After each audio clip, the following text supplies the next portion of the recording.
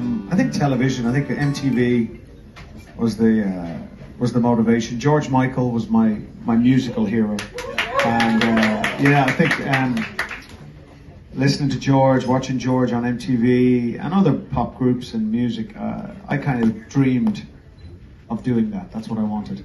And I'd been in some local school bands and rock bands in the area, but obviously nothing like Boyzone. So when that happened in 1993, everything changed very quickly for us, and we kind of skyrocketed to fame over 2 years. By 1995, it was kind of a global brand, Boyzone. We were lucky enough to come to Bangalore. I think it was in 95, 96. We performed here. The only time that Boyzone came to India. Sadly, we only got to perform in Bangalore, but it was, we didn't get to see the rest of India, but it was magic and special, and it stayed with us, you know, all of us. I was talking to Keith, one of the members in Boyzone, this afternoon, and we were talking about, you know, the time in Bangalore 25, 27 years ago. Like, I mean, it stayed with us, it's cool. So it's had a lasting effect. So yeah, you know, to answer your question, it was George Michael, pop music, MTV. What you've done there? I think anybody in my position has the right thing is that we use our voice and our position to help others. Now, unfortunately for me, I lost my mother to breast cancer 25 years ago in 1998. And my family and I were, well, it was a pretty negative time in our household. We were scared, lost, hurt, confused, mostly uneducated about the disease. So what we wanted to do was we wanted to change that for other people in Ireland. So we set up in our mum's name the Marie Keating Foundation, and we wanted to educate people about cancer. The thing about cancer is it's going to be in every one of our lives, sadly. But if we catch it in time, it can be cured. My mum died of the most curable form of breast cancer. But she was scared as a woman to go to a doctor and get her breast checked because she came from that generation. The same as us guys. We don't want to go and get our testicles checked with a doctor. We don't want to go and get our prostate checked. It's uncomfortable. It's not nice.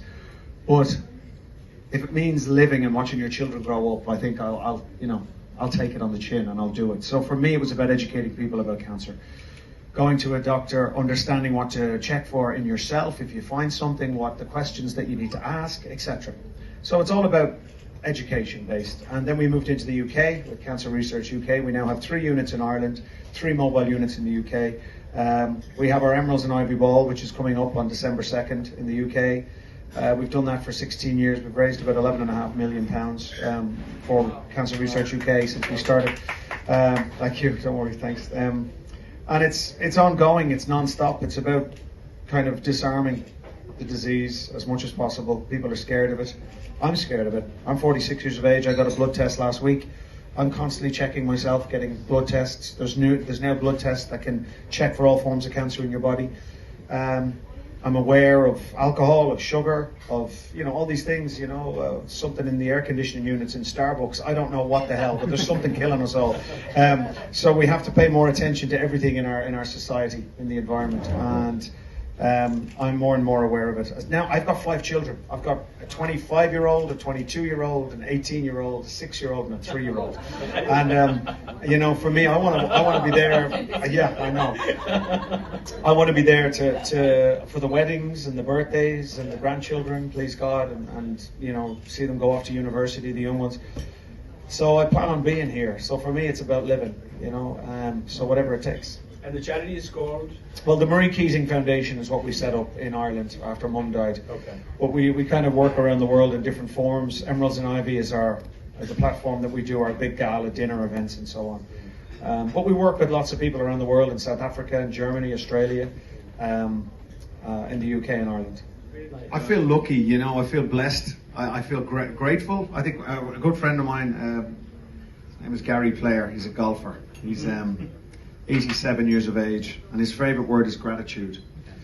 And I think the one thing as a society, if we had more gratitude for everything, I think the world would be a better place. I am grateful for what I have, for every night I stand on stage, for my friends, my family, for the air that I breathe. It's gratitude. So yeah, for me I feel grateful after 30 years that I'm still here, I'm still doing it, I'm still getting away with it. They haven't found me out yet. So I look to still get away with it and continue to do it. I'm living the dream. I've never worked a day in my life, and I just want to keep working and keep doing what I do. Oh, I love it. So my wife and I, we got here last week. We went up to Ranthambore, and we took some time out. I've had a tough year, and I needed some healing. I needed to ground myself a little bit, and I needed some time away from the madness. And I felt that healing here in India. I've meditated. I've read. I have spoken to we've done yoga, etc. And there's a sense of calming, and I think that's the one thing I love when I come here that I have felt. I know the cities are crazy and there's hustle and bustle. We just came from Mumbai and everywhere took 2 hours to get to everywhere. It was chaos in the drive, but there's a great energy. And here, we arrived this morning at 5 a.m. and there was no traffic on the road, and we got here quickly from the airport. But I know when we're leaving to go to the gig now, it's going to be busy out there, and it might take a little bit longer. But there's a calming energy in India, especially when you go out into the forests and into the national park. I was up in a place called Fort Barwara, up on the hill, and it was truly magical. I really got to wind down. So to answer your question, the hospitality it's at a forefront here in India. You guys do it better than anybody else, I think. Your attention to detail and it's the care that you take for people. No, I think you know what? I think it's attitude. I think more than anything. I think my skin has felt grey and I felt old over the last 3 months. And getting here on last Sunday, I've had some time to kind of feel like myself again.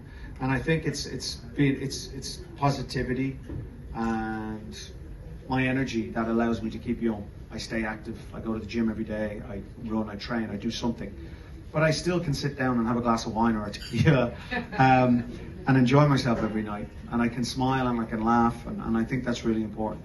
I have found, I lost my brother in July and my energy was on the floor. I've been a bit lost and I felt my skin has been grey and coming back to India has allowed me to be re-energized again. So, I think it's finding that joy in whatever shape or form that you can. It keeps you young. Oh, I'd love to. So many different artists. While I've been here, I've been listening a lot, actually. I came here in 2005. It was the last time I was here. I was in Mumbai for the MTV India Awards. I was blown away with the talent.